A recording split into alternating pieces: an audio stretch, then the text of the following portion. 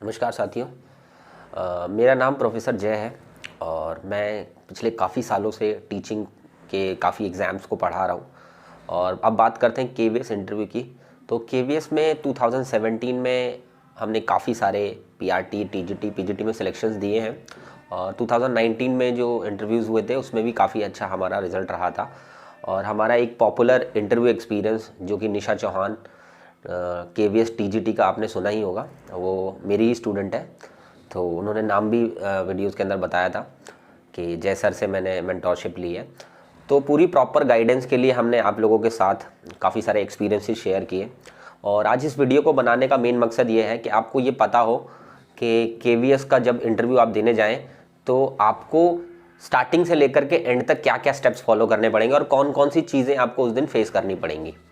तो सबसे पहले जैसे ही रिजल्ट आता है आपका, तो 10 से 15 दिन का आपको टाइम मिलेगा। उस 10 से 15 दिन के अंदर आप अपने आप को मेंटली प्रिपेयर करेंगे। मुझे जो भी बताना है एक प्रॉपर मैनर में आपको सीक्वेंस लगा लेना है, ठीक है। अब बात करते हैं जिस दिन आपका इंटरव्यू होगा उससे एक दिन पहले। तो एक दिन पहले आपको अपने सेंटर पर पहुंच जाना है और वहीं आसपास, वैसे तो मेजरली आपसे दिल्ली, आउट ऑफ अगर दिल्ली से हो तो आउट ऑफ दिल्ली ही पड़ने वाला है, ठीक है। चंडीगढ़, जयपुर, लखनऊ और मुंबई, इनमें से कहीं किसी स्टेट में पड़ेगा। तो आप एक दिन पहले पहुंचते हैं, वहां जा करके अपना सेंटर देख करके आएँ। केवीएस का एक स्कूल ही होगा, कंफर्टेबल हो जाए फिर, ठीक है। आसपास जो भी होटल मिलता है आपको वहाँ पहुँच जाएं। फिर उसके बाद मॉर्निंग में सुबह 7-8 बजे से स्टार्ट हो जाएंगे इंटरव्यूज़। तो आप 1 घंटे पहले ही पहुँचे अपने सेंटर पे, क्या पता स्टार्टिंग में नंबर आप ही का हो। और जैसे ही आप वहाँ पर पहुँचते हैं तो अपने सारे डॉक्यूमेंट्स लेकर के जाइए और प्रॉपर डॉक्यूमेंट्स को आप एक फ़ाइल के अंदर लगा के ले जाइए, जिसमें आप उनको दिखाने में, अरेंजमेंट करने में आपको आसानी रहे, ठीक है। 10th क्लास से स्टार्ट कीजिए और लेटेस्ट तक पहुँच जाइए, ठीक है। तो सबसे पहले आपका जो स्टेप फॉलो होगा वहाँ पर डॉक्यूमेंट वेरिफिकेशन का होगा। आपसे एक एक डॉक्यूमेंट वेरीफाई किया जाएगा, आपके ओरिजिनल्स देखे जाएंगे, आपसे पूछा जाएगा कि कब आपने कौन कौन सी चीज़ें कहीं। तो जब ये पूरा स्टेप कंप्लीट हो जाएगा उसके बाद ही आपको इंटरव्यूअर के रूम में भेजा जाएगा। और जैसे ही आपको इंटरव्यूअर के रूम में भेजा जाता है वहाँ से आपका असली इंटरव्यू स्टार्ट होता है। तो सबसे पहले आपको इस बात का ध्यान रखना है कि आप प्रॉपर ड्रेसअप होकर के इंटरव्यू देने जाएं, ठीक है। मेल के लिए अलग ड्रेसअप है, फीमेल का अलग ड्रेसअप मैंने बताया ही है। फीमेल के लिए आप साड़ी वेयर कर सकते हैं या कोई फॉर्मल सूट वेयर कर सकते हैं, ठीक है। और इसके अलावा मेल को फॉर्मल पैंट शर्ट पहनकर जानी है, प्रॉपर फॉर्मल ड्रेस में जाना है, ठीक है। और अगर आप इसके रिलेटेड अगर कुछ भी इन्फॉर्मेशन चाहते हो तो कमेंट करके आप बता देना, मैं अलग से एक वीडियो भी बना दूंगा इसके लिए, ठीक है। तो सबसे पहले जैसे ही आप एंटर करते हैं, बोलते हैं मे आई कम इन सर, आप जाते हैं और अपनी चेयर के पास जाकर खड़े हो जाते हैं। और जब तक वो बैठने के लिए नहीं कहते आप वहाँ पर खड़े रहिए और थोड़ी देर में वो आपके नाम से आपको बोलेंगे कि प्लीज़ बैठ जाइए, ठीक है। उसके बाद वो आपसे पूछेंगे कि tell me about yourself, मतलब आप अपने सेल्फ इंट्रोडक्शन। तो पहला राउंड जो होगा वो सेल्फ इंट्रोडक्शन का राउंड होगा, ठीक है। तो प्लीज़ जितने भी बच्चों को इंग्लिश में प्रॉब्लम है, अपना कृपया सेल्फ इंट्रोडक्शन इंग्लिश में ही प्रिपेयर करके जाएँ, ठीक है। अगर आपको इंग्लिश में सेल्फ इंट्रोडक्शन प्रिपेयर करने में दिक्कत है तो प्लीज़ आप कमेंट करके ज़रूर बताएं, मैं आपको सेल्फ इंट्रोडक्शन प्रिपेयर करा के दूंगा। क्योंकि अगर आप एक सेल्फ इंट्रोडक्शन को इंग्लिश में बोलते हैं तो एक अच्छा इंपैक्ट आता है, जिससे पता चलता है कि आप इंग्लिश तो जानते ही हैं फॉर श्योर, ठीक है। बेशक से आप पूरे इंटरव्यू को हिंदी में दें, लेकिन सेल्फ इंट्रोडक्शन आपको फॉर श्योर इंग्लिश में ही देना है, ठीक है। शॉर्ट देना है, ज़्यादा नहीं, जिसमें फैमिली डिटेल्स के बारे में बता सकते हो, क्वालिफिकेशंस के बारे में बता सकते हो, अपनी हॉबीज़ के बारे में बता सकते हो, दैट्स इट, ठीक है। 4-5 चीज़ें बतानी है, करीबन 10 लाइनों के अंदर आपका पूरा ओवरऑल इंट्रोडक्शन कंप्लीट हो जाएगा। अब इंट्रोडक्शन कंप्लीट होने से पहले हो सकता है वो आपको रोक दें, ठीक है। यानी वो बीच में आपसे हॉबीज से रिलेटेड क्वेश्चंस पूछ सकते हैं, स्ट्रेंथ से रिलेटेड पूछ सकते हैं, आपकी वीकनेसेस से रिलेटेड। तो सेकंड राउंड आपका हॉबीज, स्ट्रेंथ और वीकनेस वाला चलेगा, ठीक है, जो कि आपके सेल्फ इंट्रोडक्शन से उठाया जाएगा, ठीक है। और हो सकता है कि किसी को सेल्फ इंट्रोडक्शन कंप्लीट करने का भी मौका दिया जाए। तो आप जैसे सेल्फ इंट्रोडक्शन कंप्लीट करें तो ध्यान रखें वो आपसे हॉबीज, स्ट्रेंथ और वीकनेस के बारे में बात करने वाले हैं। तो जब भी आप अपनी हॉबी बताएं या स्ट्रेंथ बताएं तो आप वहाँ पर है ना एक इमोशनल कनेक्ट बनाएं उस हॉबी को या स्ट्रेंथ को बताते समय, जिससे कि उनको, सामने वाले को ये फील होगा कि हाँ ये एक्चुअली में सही बता रहा है, ठीक है। तो वो राउंड होगा। जिस बच्चे को भी हॉबीज़, स्ट्रेंथ और वीकनेसेस फाइंड आउट करने में थोड़ी प्रॉब्लम आ रही है कि कैसे कौन सी हॉबी बताएं, कौन सा स्ट्रेंथ बताएं जो हमारे लिए यूज़फुल हो और हम उसका अच्छा जवाब दे पाएँ, तो प्लीज़ कमेंट करके बताना, मैं उससे रिलेटेड भी आपकी हेल्प कर दूंगा, ठीक है।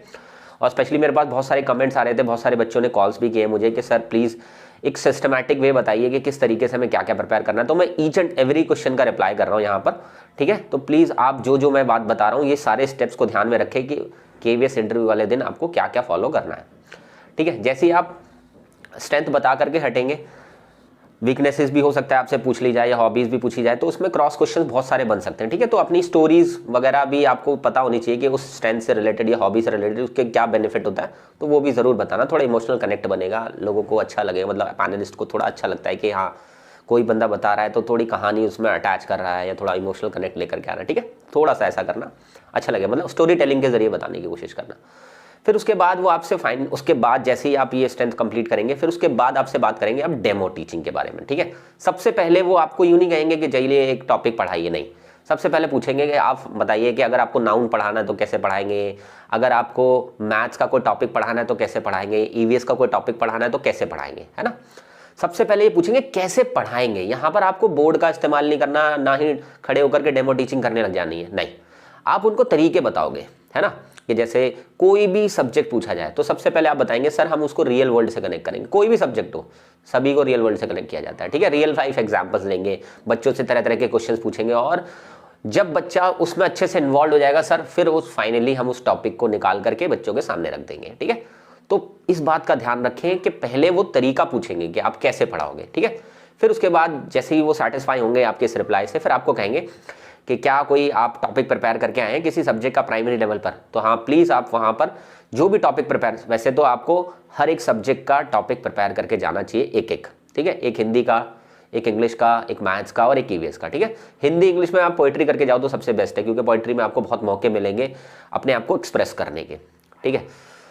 तो आप वहाँ खड़े हो जाइए और फिर पोइट्री बताना स्टार्ट कीजिए, या जो भी हिंदी की, वैसे मेजरली तो आप हिंदी की पोएम बताएं तो ज़्यादा बेटर है, क्योंकि हम इंडियंस हैं तो हिंदी में हमारे इमोशंस थोड़े ज़्यादा बेटर हो पाते हैं, ठीक है। तो हिंदी में बताइए, और हिंदी में बताते समय जेस्चर पोस्चर का ध्यान रखें, और एक चीज़ का हमेशा ध्यान रखें कि सीधा पेन या मार्कर उठा करके बोर्ड पर या चौक उठा करके बोर्ड पर लिखने ना लग जाए, ठीक है। जैसे ही आपको बोला जाए कि डेमो टीचिंग करके दिखाइए, तो आप बच्चों से इंटरेक्ट कीजिए पहले, है ना। आपका 1-2 मिनट बच्चों से इंटरेक्शन में ही जाना चाहिए, है ना। बच्चों से हालचाल पूछना है, बच्चों से बात करनी है, या उस टॉपिक की जो थीम है या जो पोइट्री की थीम है उससे रिलेटेड कुछ क्वेश्चन पूछने हैं बच्चों से, है ना। फिर धीरे धीरे बात करते करते बोर्ड के ऊपर आपको डेट लिखनी है, डेट लिखते लिखते आपको बच्चों से ही पूछना है कि बच्चों आज कौन सी डेट है, तो हो सकता है कि आपको डेट याद ना है तो ऐसे याद भी आ जाएगी डेट आपको, ठीक है। फिर उसके बाद आप अपना सब्जेक्ट लिख सकते हैं, ठीक है। बच्चों से बात करते रहिए लेकिन इस बीच में, ठीक है। और अगर उसके अलावा आप टोटल स्टूडेंट और एब्सेंट प्रेजेंट भी लिखते हैं, जैसे कई बोर्ड ऐसे होंगे जिसमें ऑलरेडी ये स्पेस बने होते हैं, आपको सिर्फ नंबर्स लिखने होते हैं, तो कोशिश करें कि उन सभी नंबर्स को फिल करें, अच्छा लगेगा आपको, ठीक है। बस टॉपिक का नाम मत लिखिएगा। फिर बच्चों से इंटरेक्ट करें, जैसे मान लीजिए कोई पोइट्री कर रहे हैं तो इनैक्ट कीजिए, जैसे ऊँट चला भाई ऊँट चल, मतलब बच्चों से ऐसा इंटरेक्शन कीजिए कि आपको खुद ब खुद ये रियलाइज हो जाए कि हाँ मैं उस पोइट्री के अंदर डूब गया हूँ, है ना। जैसे मेजर पोएम आजकल बच्चे ये प्रिपेयर करें, ऊँट चला, आप और भी वो बहुत सारी कर सकते हैं, ठीक है। सेम कॉमन मत करके जाइए, बहुत सारी हैं, ठीक है। मैं भी कोशिश करूंगा कि आपको 1-2 पोइट्री की डेमो हिंदी और इंग्लिश की मैं ज़रूर दूं, ठीक है। और एक सब्जेक्ट की जैसे ईवीएस की और मैथ्स की भी डेमो आपको ज़रूर प्रिपेयर कराऊं, ठीक है। तो मैं उसमें कराऊंगा पूरे जेस्चर पोस्चर के साथ, ईच एंड एवरीथिंग, और आप देखना बहुत सारे तरीके बताऊंगा मैं उसमें पोइट्री को डेमो देने के, ठीक है। तो ये जैसे ही राउंड आपका कंप्लीट होता है, उसके बाद आपसे Q&A का राउंड शुरू किया जाएगा, क्वेश्चन एंड आंसर का राउंड शुरू किया जाएगा, जिसमें आपसे बहुत तरह तरह के सवाल पूछे जाएंगे, बहुत सारी तरह तरह की सिचुएशंस दी जाएंगी कि मान लीजिए कोई शरारती बच्चा है तो क्या करेंगे, मान लीजिए अगर आपकी क्लास में कोई बच्चा ड्रॉप आउट होता है तो क्या करेंगे, है ना। इस तरीके से बहुत सारे क्वेश्चंस आपके सामने इम्पोज कर दिए जाएंगे, और एज टीचर आप उन सभी क्वेश्चंस को किस तरीके रिस्पॉन्ड करते हो वो ज़्यादा इंपॉर्टेंट है। तो रिस्पॉन्ड करने का सबसे बेस्ट तरीका मैं आपको बताता हूँ, जब भी कोई भी सिचुएशन आपके सामने रखी जाए और बेसिकली वो अगर प्रॉब्लम से रिलेटेड है, जैसे कि ये प्रॉब्लम है वो प्रॉब्लम है, तो आपको एक ही रिप्लाई करना है कि सर सबसे पहले हम उसका कारण जानने की कोशिश करेंगे।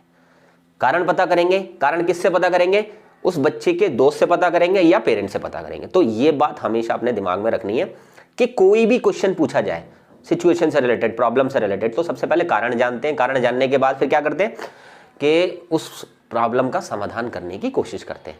तो Q&A का सेशन में जरूर चलाऊंगा आप लोगों के लिए, ठीक है। सो Q&A जैसे ही कंप्लीट होगा, Q&A के बेस्ट पॉसिबल क्वेश्चंस के लिए मैं आप कमेंट भी कर सकते हैं, मैं बेस्ट पॉसिबल क्वेश्चंस आपको कमेंट में भी रिप्लाई करूंगा, और बाकी मैं स्पेशली एक वीडियो बनाऊंगा जिसमें Q&A ही लूंगा मैं, जितने बेस्ट पॉसिबल Q&A, अगर अब वो आप सब करके चले जाते हो तो फॉर श्योर आपका रिजल्ट बेटर आएगा, ठीक है। अब फाइनल स्टेप, अब आपसे वो ये चेक करना चाहेंगे कि क्या वाकई में इस जॉब की नीड आपको अंदर है या नहीं है, और दूसरी चीज कि अगर मान लीजिए आपको जॉब दे भी दे तो क्या छोड़ तो नहीं दोगे, तो उनके लिए ये क्वेश्चन पूछना बड़ा ही इंपॉर्टेंट भी है। जैसे वो आपसे पूछेंगे कि अगर मान लीजिए आपको केवीएस में जॉब मिल जाती है और स्टेट गवर्नमेंट में भी आपका सिलेक्शन हो जाता है, तो क्या आप केवीएस को छोड़कर स्टेट गवर्नमेंट में जाएंगे?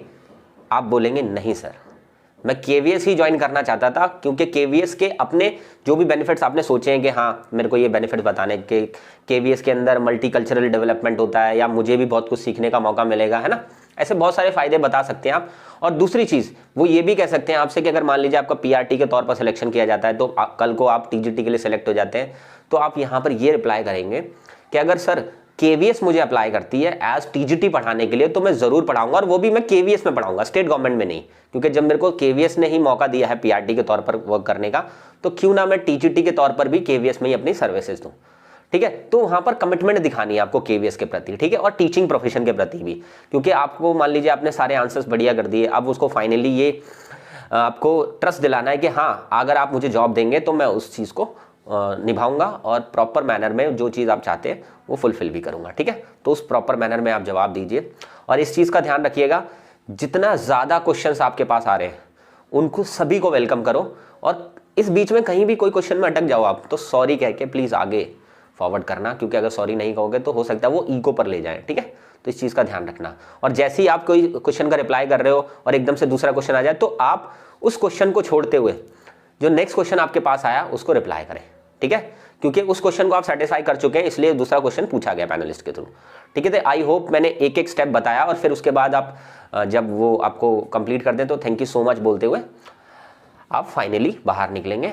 और हो सकता है तो आप पूछ भी सकते हैं कि सर मेरा कैसा इंटरव्यू गया, तो वो हो सकता है कि आपको बता भी दें। ठीक है, तो लेकिन इतना ध्यान रखना है कि पूरे इंटरव्यू के दौरान आपको इंटरेक्शन नहीं छोड़ना है ना, आई कांटेक्ट मिला करके रखना है जितना हो सकता है, क्योंकि अगर आपने आई कांटेक्ट छोड़ा या आपने इंटरेक्शन छोड़ा तो हो सकता है कि वो वहाँ पर बीच में एक दूसरे से डिस्कशन करें कि अगर कोई पैनलिस्ट अगर एक नेगेटिव है तो हो सकता है बाकी के भी नेगेटिव हो जाए, तो आपको ऐसा बिल्कुल होने नहीं देना। अगर एक पर्सन नेगेटिव है तो आप पूरी पिक्चर दिखा दो पहले उनको कि हाँ मैं ये हूँ, पूरी पर्सनैलिटी टेस्ट कर ले, फिर उसके बाद एग्जामिन कर ले कैसा है कैसा नहीं। ठीक है, और आई होप ये सारी चीज़ें आपको हेल्प करेंगी, और मेरी पूरी कोशिश है कि मैं आपको आगे की वीडियोज़ के अंदर काफ़ी अच्छे से हेल्प कराऊँ जिससे कि आपका इंटरव्यू क्लियर हो। ठीक है, बस मैं एक चीज़ आपको एडवाइस करना चाहूँगा कि ज़्यादा लोगों की गाइडेंस या मेंटोरशिप के चक्कर में ना पड़ते हुए किसी स्पेसिफिक टीचर के पास आप इस चीज़ को गाइडेंस के तौर पर लीजिए, क्योंकि वही आपको करेक्ट कर सकता है, और उनकी मानकर चलिए और फॉलो कीजिए जिसको भी आपको लगता है, जो आपको लगता है कि हाँ ये बेटर बता रहे हैं मेरे लिए, ज़रूर उनकी मानकर चलिए और 100% क्लियर होगा। कंफ्यूज मत रहिए, 4 लोगों की बातें सुन करके आपका केवीएस इंटरव्यू नहीं क्लियर होने वाला। ठीक है, तो आई होप ये वीडियो आपको हेल्प करी होगी। अगर आपको लगता है केवीएस इंटरव्यू की तैयारी आपके कोई भी नज़दीकी या आपके आस पड़ोस में कोई भी कर रहा है तो उसको भी ये वीडियो शेयर कर सकते हैं। ठीक है, मिलते हैं एक और नई वीडियो के साथ, एक नए ज़बरदस्त कंटेंट के साथ, और होपफुली वो डेमो टीचिंग से रिलेटेड होगा क्योंकि उसमें काफ़ी बच्चों को प्रॉब्लम आ रही है। ठीक है, तो all the best for your KVS interview. Thank you so much.